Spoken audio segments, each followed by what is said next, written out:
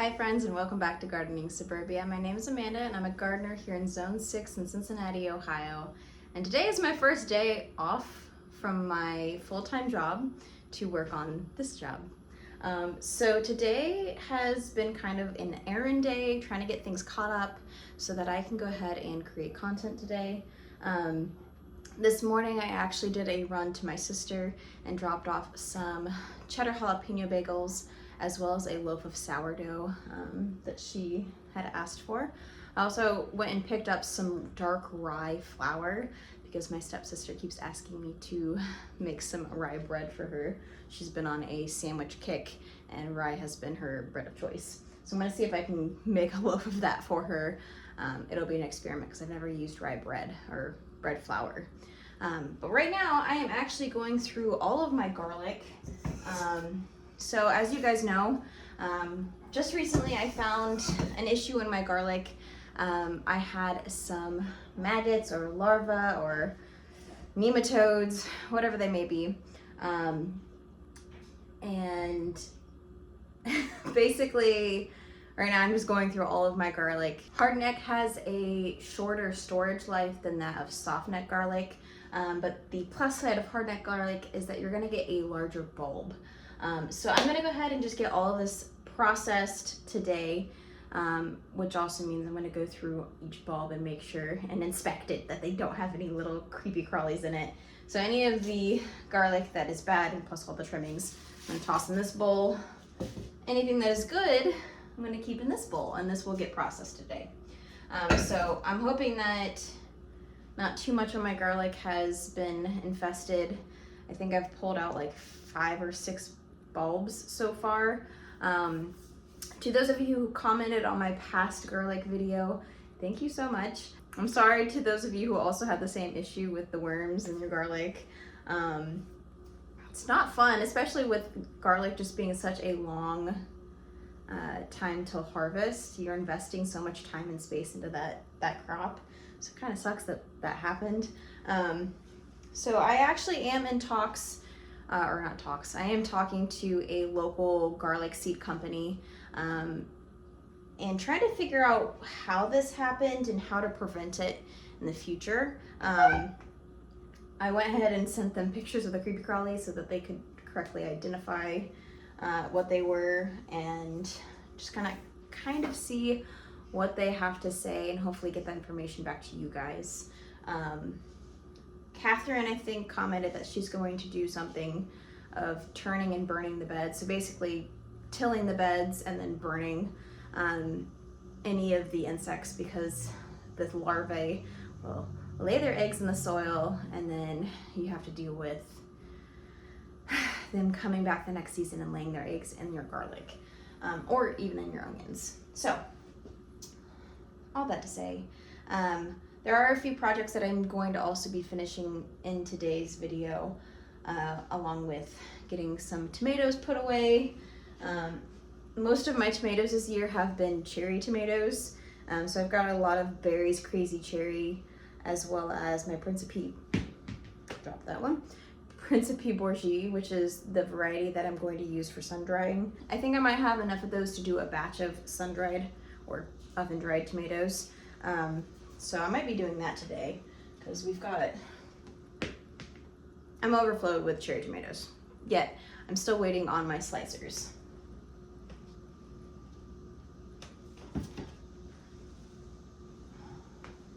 So along with the cherry tomatoes, the garlic, I'm also going to try a different way of drying my peppers. I might try to dehydrate them in some fashion or another. I'm gonna do some research on that. Typically, I would pop them in my oven at a low temp to kind of bake them dry. And then I'll make a pepper flake that I can use to add onto food for some spice. Because I'm all out of all of my pepper flakes. And I've got so many stinking peppers, hot peppers too, coming out of the garden. My Sugar Rush Peach, probably the most abundant pepper producer that I have and have had for the past few years, as well as my serranos and jalapenos, Although the jalapenos I'm going to be making into sliced pickled jalapenos, because those are good on burgers and on a couple other things that we like to eat. So let's go ahead and get through this garlic, because it's pretty nasty and I need to get these guys nice and put away. So I don't think that I'm going to be saving any garlic for seed garlic this year. I think I'm just gonna buy new. I originally was planning on saving some for seed, but I think I'm just gonna get all new garlic this year to plant in October versus trying to save this garlic and potentially just keep the infestation going.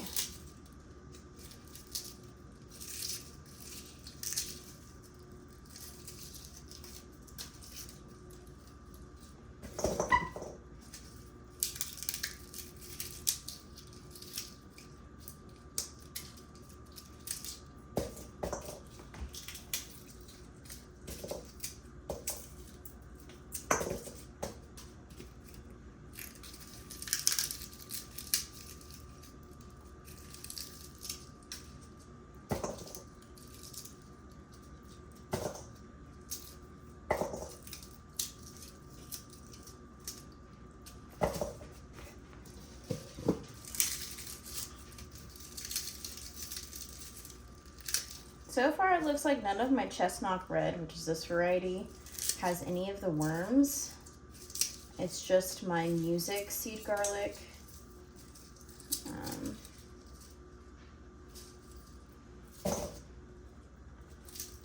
Which I was super excited about because the music seed garlic did so stinking well.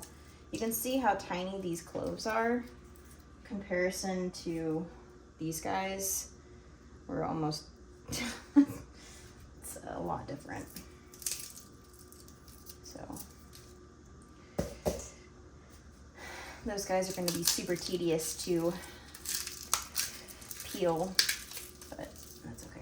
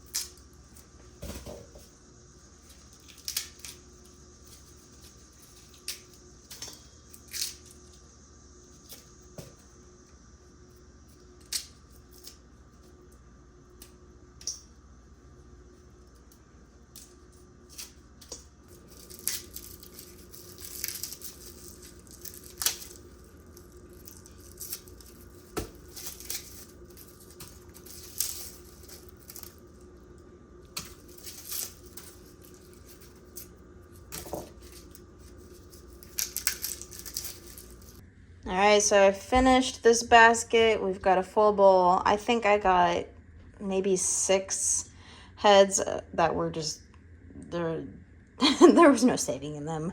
But we did get an entire bowl of garlic cloves. These look fantastic. No damage, no worms. Sabo says hi. Sabo. So my next step is to make this into, I think I'm going to try dehydrating some of this garlic in my oven after I peel them all. Probably slice them, put them on parchment paper and put them in the oven. And then a lot of it I am going to go ahead and just mince and put them into pucks, or just like little serving size of garlic, freeze them individually, and then pop them in bags so that I can go ahead and use them from the freezer and just add whatever serving I need to whatever recipe I'm doing. But this way everything is nice, put away. There's no chance of it getting infected. And I'll just get these guys processed and won't have to worry about them anymore. I am going to take a little break from peeling them because my thumbs are hurting from peeling those guys open. This is going to get thrown into the woods or in the burn pile, but I'm going to go ahead and get my tomatoes done because these guys are, yeah, I don't want them to go bad on my counter. So I'm going to get them into freezer bags so that they can get used at a later date.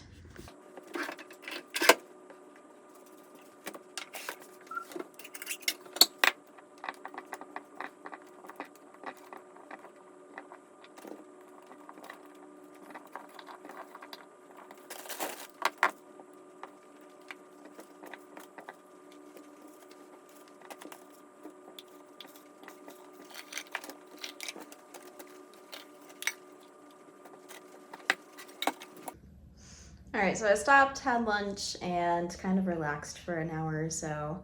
And now I'm getting back to actually processing this garlic. So I was struggling. I peeled maybe 2 or 3 cloves in like 8 minutes or something crazy. So the skins are sticking really, really well to the cloves. And so I looked up how to batch peel garlic. And they had a couple of different options, and what I ended up deciding to do was boil some water. So I put some in my kettle and then just poured it over like 10 cloves to see how it would work, and it came off so beautifully. So I boiled more water, added it to my big bowl of garlic. I let that sit for about 1.5 minutes and dumped the water out so it wasn't cooking my garlic, just kind of softening those skins. And it's making it a lot easier. So I'm making my way through the garlic. It's gonna be a minute. So maybe I'll just put you guys on a time lapse and I'll get this garlic peeled. Right now it is basically 4 o'clock. So we'll see how long it takes for me to peel all this garlic.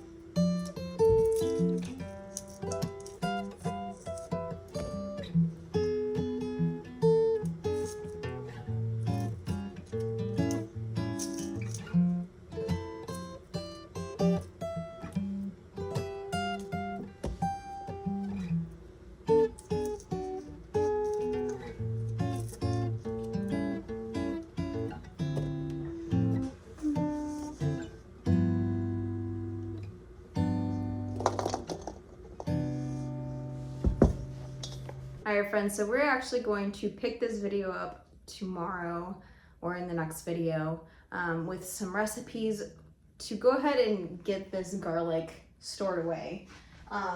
So it ended up taking me about 1 hour and 20 minutes to peel all of my garlic. As I went through, I made sure to remove any chunks that were bad and tried my best to peel this. And get a clean clove best that I could. I am going to use some of this in dinner tonight. We're going to have a Caesar salad with chicken. So I'm going to go ahead and bake some chicken in the oven with some of these cloves of garlic to get a good garlicky flavor. But if you guys enjoyed my video today, please consider subscribing and giving this video a thumbs up. I greatly appreciate it. And if you guys want to enjoy any of my other content, I'll go ahead and pop a video up here for you. But until my next video, thank you guys so much for joining me, and I'll see you guys in the next one.